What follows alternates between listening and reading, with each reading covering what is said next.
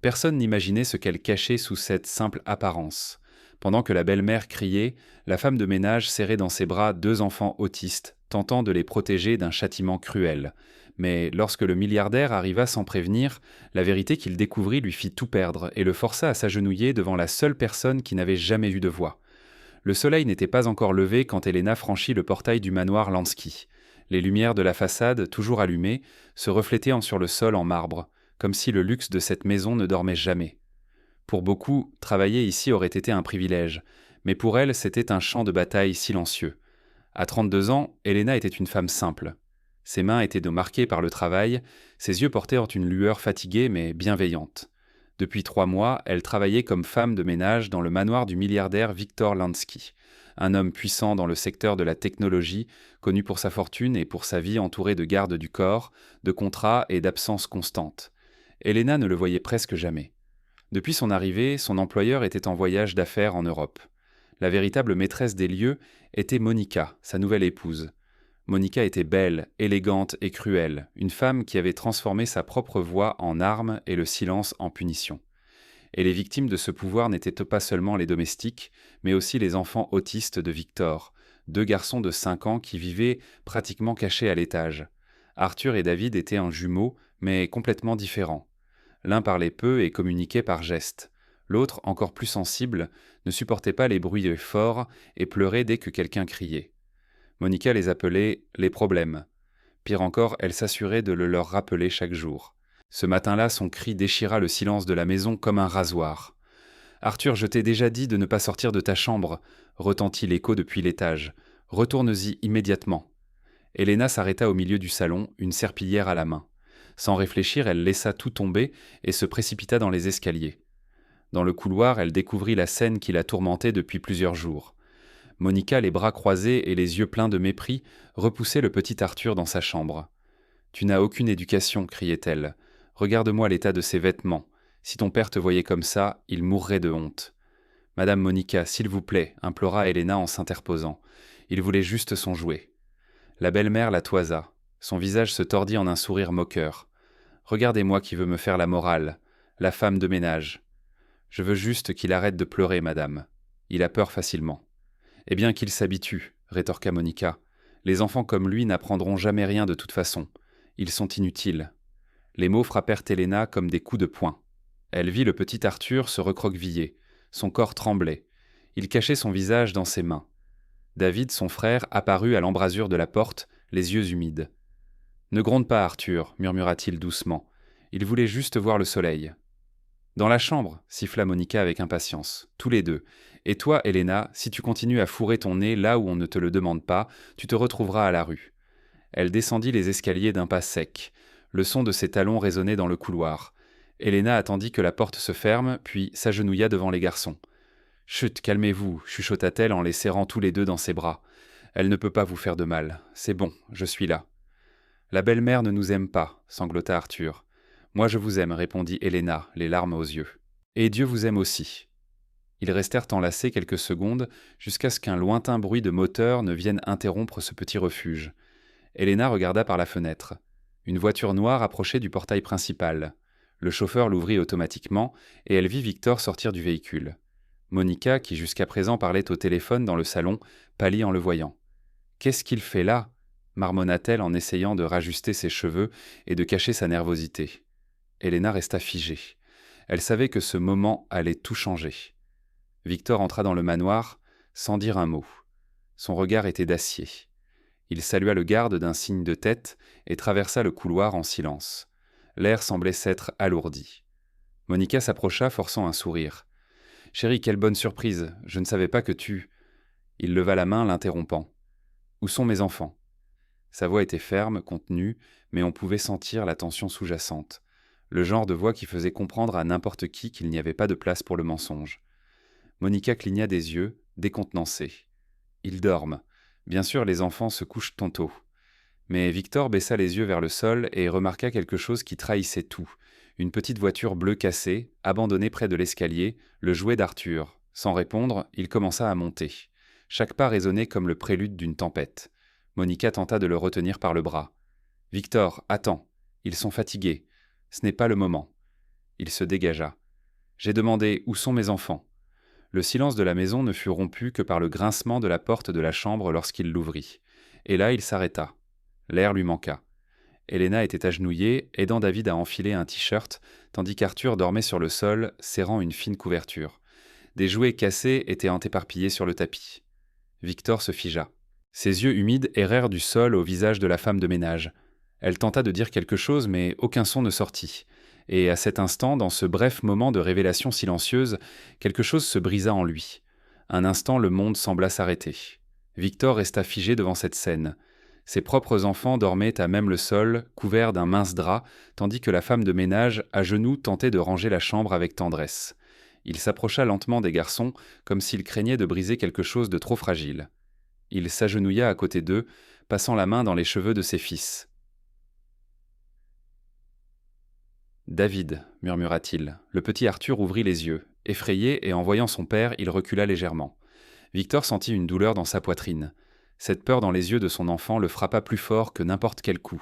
« C'est moi, fiston, c'est papa. » Arthur ne répondit pas, se blottissant davantage contre la couverture, tandis qu'Helena, à côté, baissait la tête. « Ils sont restés longtemps sans vous, monsieur, dit-elle prudemment. Ils pensent que vous les avez oubliés. » Victor inspira profondément, sentant le poids de la culpabilité lui nouer la gorge. « Que s'est-il passé ici, Helena ?» demanda-t-il. Sa voix était basse mais ferme. « Pourquoi dorment-ils par terre? Pourquoi sont-ils comme ça ?» Elle hésita, sachant que ses paroles pouvaient tout changer, y compris son emploi, mais elle ne pouvait pas mentir. « Monsieur, j'essaie de m'occuper d'eux comme je peux, mais Madame Monica n'aime pas les enfants. » Helena ravala ses larmes. Elle dit qu'ils dérangent, qu'ils sont différents, que vous ne les gardez que par pitié. Victor ferma les yeux. Un muscle se contracta sur sa mâchoire. Continue. Elle ne leur permet pas de jouer, ni d'être dans le salon, ni même d'utiliser la piscine. Parfois, ils passent toute la journée ici, à l'étage. Ils ne sortent que lorsqu'elle sort aussi. Les larmes se mirent à couler. Et il y a eu des jours où elle ne leur permettait pas de manger. Monsieur, j'ai dû leur apporter du pain en le cachant dans mon sac. Le silence qui suivit fut suffocant. Victor se releva lentement. Son regard errait entre le sol et les visages de ses fils. L'image de Monica, souriante lors des événements mondains, parlant de sa famille heureuse dans les chroniques sociales, lui revint à l'esprit comme une ironie cruelle. Il se passa la main sur le visage, tentant de contenir sa rage. « Où est-elle » demanda-t-il d'un ton qui ne laissait place à aucun doute. « En bas, monsieur. Je suppose qu'elle fait une scène mélodramatique, comme toujours. » Victor resta silencieux quelques secondes. Son regard était si froid que l'air sembla gelé. « Tu as maltraité mes enfants ?» Monica haussa un sourcil. « Maltraité ? S'il te plaît, Tom Victor, ne fais pas de drame. Ces enfants ont besoin de discipline, pas de pitié. Tu es constamment en voyage. Il faut bien que quelqu'un mette de l'ordre ici. »« De l'ordre » rétorqua-t-il en faisant un pas en avant. « De l'ordre, c'est affamer mes enfants, les traiter d'anormaux, c'est quand la femme de ménage montre plus d'humanité que la femme que j'ai épousée. » Sa voix résonna dans la maison, ferme, tranchante. Monica tenta de rire. « Oh, Victor, tu vas croire la domestique, une petite femme qui cherche probablement juste à profiter de la situation ?» Mais cette fois, le milliardaire n'explosa pas. Sa colère était silencieuse et bien plus dangereuse. « Tu veux savoir ce que je crois, Monica ?» demanda-t-il en s'approchant. « Je crois ce que j'ai vu. Mes enfants sont maigres, tremblants et dorment par terre. Je crois aussi que Dieu m'a fait revenir aujourd'hui pour une raison, pour t'empêcher de détruire ce qui restait de ma famille. » Monica pâlit. « Victor, ne sois pas irrationnel, je m'occupe seul de cette maison. À partir de maintenant, tu ne t'en occuperas plus. » Il désigna la porte. « Fais tes valises, aujourd'hui même. »« Tu me chasses » cria-t-elle incrédule. « À cause de 2 garçons à problème et d'une servante insolente ?» Victor serra les poings. « À cause de la femme que tu es devenue, dit-il d'une voix ferme, sans élever le ton. Et oui, à cause d'eux. » Pendant un instant, Monica le regarda avec haine, puis elle prit son sac, monta rapidement à l'étage et, quelques minutes plus tard, partait en claquant la porte avec force. Quand le silence revint, Victor inspira profondément et remonta. Helena était toujours avec les garçons, essayant de leur faire manger quelque chose. Il s'approcha lentement. « Helena » appela-t-il. Elle se leva. Helena tenta de sourire, mais les larmes coulaient. « Je n'ai rien fait de spécial, monsieur. Je ne pouvais simplement pas les voir souffrir. » Victor regarda ses fils, puis elle. « Tu as fait ce que beaucoup n'auraient pas eu le courage de faire, et ça, je ne l'oublierai jamais. » Leurs regards se croisèrent pendant quelques secondes. Le milliardaire et la femme simple, unis par la douleur silencieuse de 2 enfants. Aucun mot ne fut dit, mais quelque chose avait changé. Pour la première fois, le milliardaire semblait fragile, humain.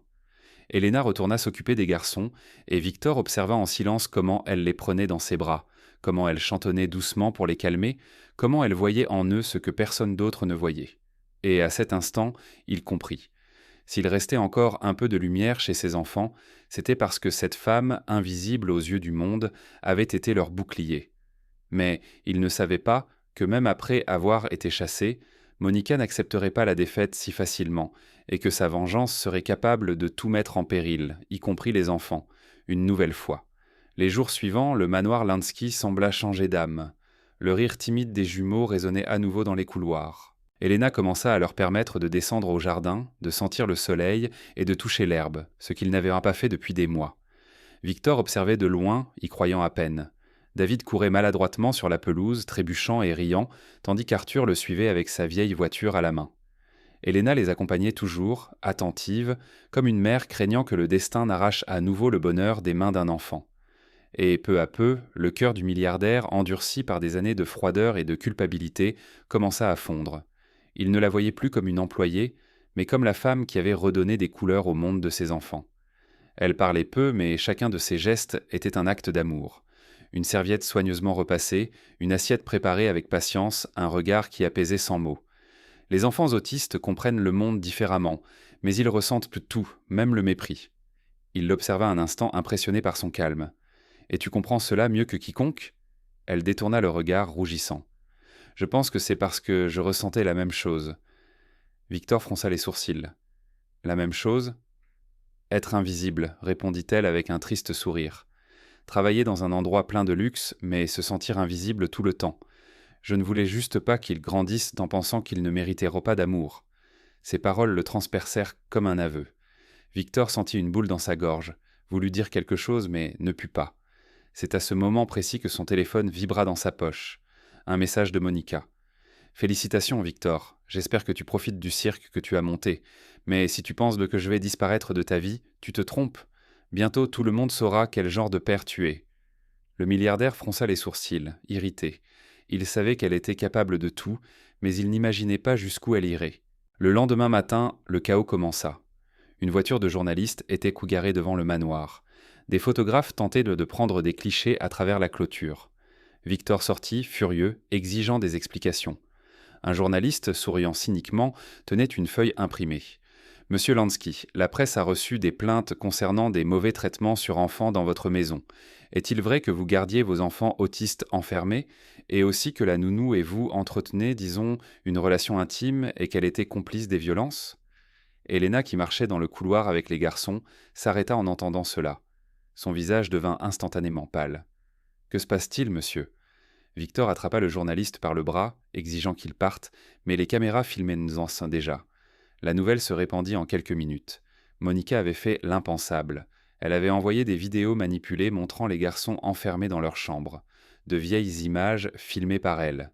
Les sites web et les chroniques à scandale parlaient encore de corruption morale, de parents irresponsables et d'une domestique impliquée dans une liaison avec son employeur milliardaire.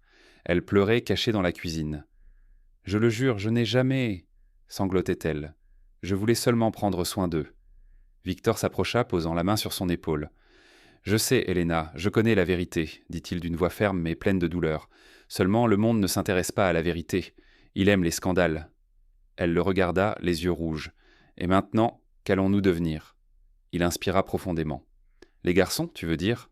Il marqua une pause. « Je vais régler ça. » Mais le jour même, un huissier de justice arriva au manoir. Monica avait demandé la garde temporaire des enfants, invoquant l'instabilité émotionnelle du père et l'influence négative de la domestique. La scène fut déchirante. « C'est absurde !» cria Victor en tenant les documents. « Ces enfants sont les miens. » L'officier resta froid. « Madame Monica a le droit de contester. En attendant l'audience, les enfants doivent rester sous garde temporaire. » Elena tomba à genoux. David s'accrochait à elle en pleurant. « Je ne veux pas partir, Elena, je ne veux pas. » Arthur essayait de cacher son visage, répétant doucement « Méchante belle-mère, méchante belle-mère ».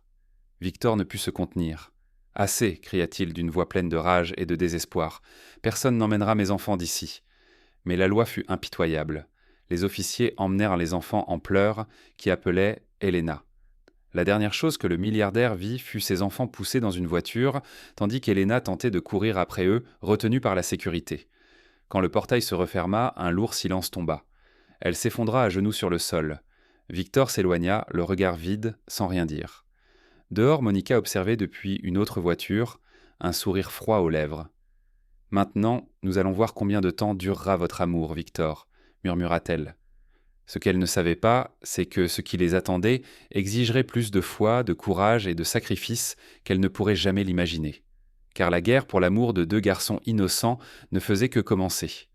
La nouvelle fit le tour des réseaux sociaux et des journaux le lendemain. Les gros titres criaient comme des condamnations. Un milliardaire accusé de maltraitance sur ses propres enfants autistes. La femme de ménage impliquée dans un scandale avec le père des enfants. La belle-mère affirme qu'il a besoin d'une aide psychiatrique. Elle ne pouvait plus sortir de chez elle. Le téléphone sonnait sans arrêt. Les journalistes frappaient à sa porte et les voisins la regardaient comme si elle était une criminelle. Elle gardait le silence, priant. Chaque larme était une supplication pour David et Arthur.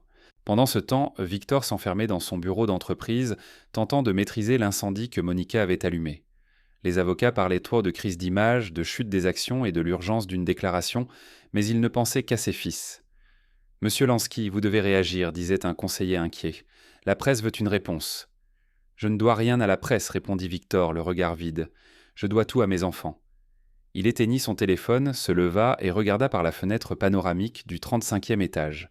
En bas, la ville continuait son rythme. Personne ne se souciait de deux enfants arrachés aux mains de ceux qui les aimaient sans. Et pour la première fois depuis longtemps, le milliardaire se sentit impuissant. De l'autre côté, dans une simple maison d'un quartier résidentiel, Elena n'avait pas dormi depuis des jours. Ses mains tremblaient, chaque fois qu'elle se souvenait du moment où les garçons avaient été emmenés.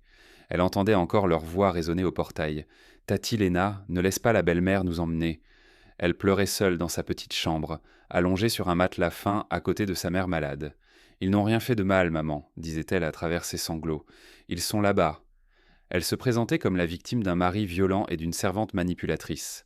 Ses larmes, répétées et glaciales, suscitèrent la sympathie du public. « Je voulais juste protéger les garçons, » disait-elle devant les caméras, « mais il a craqué. » Victor regardait tout cela à la télévision, les poings serrés. Son avocat tentait de le calmer.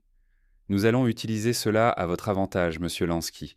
Si elle s'expose trop, elle perdra sa crédibilité. »« Je n'ai pas besoin de crédibilité, » répondit-il. « J'ai besoin de récupérer mes enfants. » Il prit alors une décision. Il éteignit la télévision, prit les clés de sa voiture et se rendit dans le quartier où vivait Elena. Quand elle ouvrit la porte et le vit là, dans son costume froissé, le visage mal rasé, le regard fatigué, elle fut stupéfaite. « Monsieur Victor, vous ne devriez pas être ici. Vous allez vous faire photographier. » « Ça m'est égal maintenant. » Sa voix tremblait. « J'ai besoin de votre aide. » Elle s'écarta pour le laisser entrer. Le petit appartement sentait le café frais et les médicaments. « Je n'ai rien à vous offrir, monsieur, » dit-elle embarrassée. « Mais vous pouvez vous asseoir. » Il regarda autour de lui. Des meubles simples, des rideaux usés, une Bible ouverte sur la table. C'était tout ce qu'elle possédait. Et pourtant, cet endroit semblait plus accueillant que son propre manoir. « J'aurais dû vous protéger aussi, Elena, » dit-il sincèrement. « J'ai été aveugle, j'étais tellement occupé à être un milliardaire que j'ai oublié d'être un père. » Elle inspira profondément. « Vous pouvez encore l'être. » Victor la regarda, les yeux humides. « Monica utilise chacune de mes erreurs. Les voyages, les absences, le divorce d'avec leur mère, tout. Je risque de perdre définitivement la garde. Vous ne la perdrez pas. » Elle posa fermement la main sur la sienne. « Parce que la vérité est de votre côté. Et la vérité finit toujours par éclater. » Ces paroles, simples et sincères, transpercèrent l'armure d'orgueil qu'il avait bâtie toute sa vie. Pour la première fois, il ne se sentit pas seul. Monica entra au tribunal avec des lunettes noires et un air de victime. Victor arriva le regard déterminé. Elena, vêtue modestement, s'assit à l'arrière, priant en silence. Le juge demanda le silence. « Nous allons entendre les témoins, » annonça-t-il. Monica fut la première. D'une voix tremblante, elle raconta sa version des faits, pleine de mensonges et de larmes répétées. Mais l'avocat de Victor fut impitoyable. « Madame Monica, pourriez-vous expliquer comment vous avez obtenu les vidéos envoyées à la presse ? J'avais des caméras installées dans la chambre des enfants sans que leur père le sache. Était-ce pour les protéger ou pour les surveiller ? » Un murmure parcourut la salle d'audience. Elena fut appelée ensuite. Son cœur battait si fort qu'il semblait audible. « Madame Helena, avez-vous été témoin de mauvais traitements envers les enfants ? Demanda l'avocat. Elle regarda le juge, puis Victor, et répondit fermement. Oui, monsieur, chaque jour, je voyais Madame Monica crier, humiliée, refuser de la nourriture. Les enfants pleuraient jusqu'à s'endormir. J'essayais de les protéger parce que personne d'autre ne le faisait. Le juge l'observait attentivement. Et pourquoi n'avez-vous rien signalé plus tôt, Madame Helena ? Des larmes coulèrent sur son visage. Parce que j'avais peur, et parce que je pensais que l'amour d'un père vaudrait plus qu'une dénonciation. Le silence s'installa dans la salle.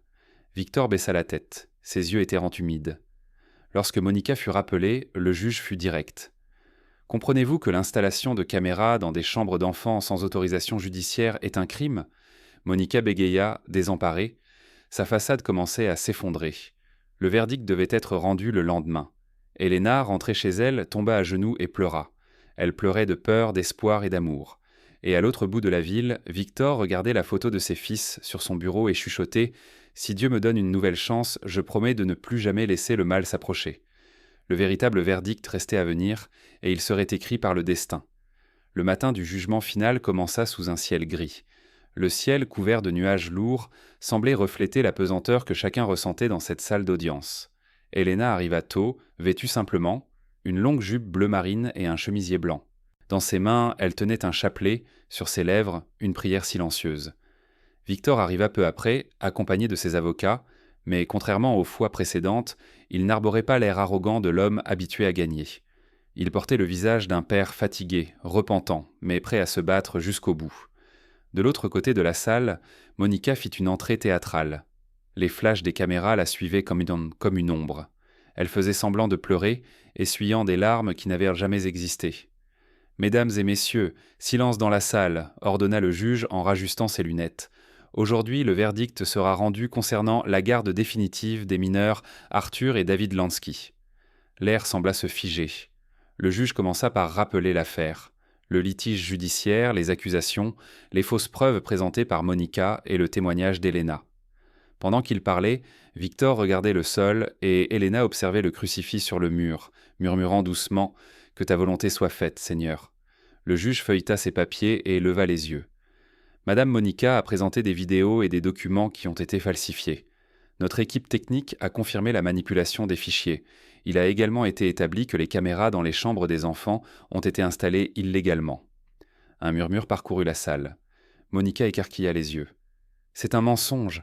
cria-t-elle en se levant. « Ils m'ont tendu un piège. » Le juge frappa de son marteau. « Silence, ordonna-t-il. À la prochaine interruption, vous serez expulsé de la salle. » Monica recula. Son corps tremblait, son visage était tordu de rage. Le juge poursuivit. « Vu les preuves présentées et les témoignages entendus, le tribunal décrète que la garde unique et entière des mineurs, Arthur et David Lansky, est confiée à leur père, monsieur Victor Lansky. » Les larmes retenues pendant des semaines coulèrent enfin. Helena pleurait doucement en silence, son chapelet serré entre ses doigts, mais le juge n'avait pas terminé. Quant à Madame Monica, il est déterminé qu'elle fera l'objet d'une enquête pour fausses accusations, diffamation et violences psychologiques envers les enfants. Monica tenta de se lever, mais deux officiers s'approchèrent. « Je vous détruirai !» cria-t-elle hystérique. « Vous le regretterez. » Elle fut emmenée sous les regards de tous. Le silence qui suivit ne fut rompu que par les sanglots d'Helena.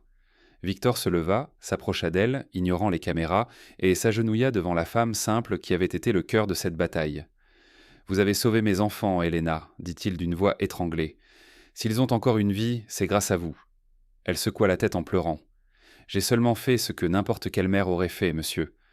Mais vous n'êtes pas leur mère. » Il la regarda avec tendresse. « Et pourtant, vous avez été plus une mère que celle qui prétendait l'être. » Le juge leva la séance, mais personne ne bougeait. Un instant, le temps sembla s'arrêter. Cet après-midi-là, la voiture noire de Victor s'arrêta devant le foyer où les enfants avaient été temporairement placés. Elle sortit avec lui. Son cœur battait si fort qu'il semblait vouloir sortir de sa poitrine. David fut le premier à courir vers eux. « Tati Léna, papa !» cria-t-il en sautant dans leurs bras. Arthur arriva juste après avec un regard timide et le sourire le plus pur du monde. Papa était revenu. Victor s'agenouilla et le serra fort contre lui. « Je suis revenu, fiston, et je ne partirai plus jamais. » Helena pleurait si fort qu'elle pouvait à peine respirer. Les petites mains des garçons s'entremêlaient aux siennes, comme pour essayer de dire ce que les mots ne pouvaient en pas. Dans cette étreinte, 4 cœurs s'unirent, celui d'un père repentant, celui d'une femme qui avait aimé en restant invisible, et ceux de 2 fils qui avaient réappris à aimer même après la douleur. Quelques jours plus tard, au manoir Lansky, Elena continuait de travailler, mais désormais avec la légèreté de celle qui est respectée et appréciée. Un matin, Victor la trouva dans la cuisine, préparant le petit déjeuner des enfants. « Elena, appela-t-il d'une voix douce. Elle se retourna, un peu gênée. « Oui, monsieur ? Je voulais vous demander quelque chose. » Elle sourit. « Demandez. » Il s'approcha lentement. Ses yeux étaient humides. « Ne m'appelez plus « monsieur ». Elle fut stupéfaite. « Comment ? Quoi ?» Victor lui prit doucement la main. « Je me suis trop longtemps caché derrière des titres, des postes, de l'argent.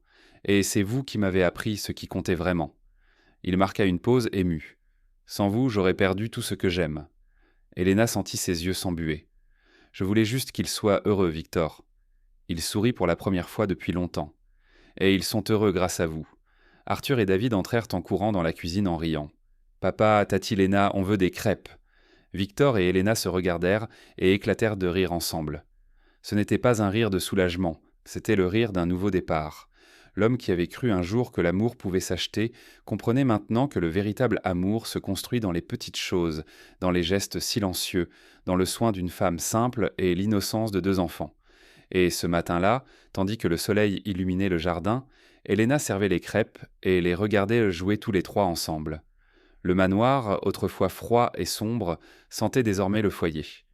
Victor leva les yeux et la regarda avec gratitude. « C'est Elena, dit-il doucement d'une voix étranglée. « Vous avez sauvé ma famille. » Elle sourit. « Non, Victor, répondit-elle avec humilité. C'était l'amour. » Et à cet instant, le monde sembla enfin trouver la paix. Parce que parfois, les héros ne portent pas de costume cher et n'ont pas de fortune. Parfois, les vrais héros portent un tablier, des mains fatiguées et un cœur capable de protéger.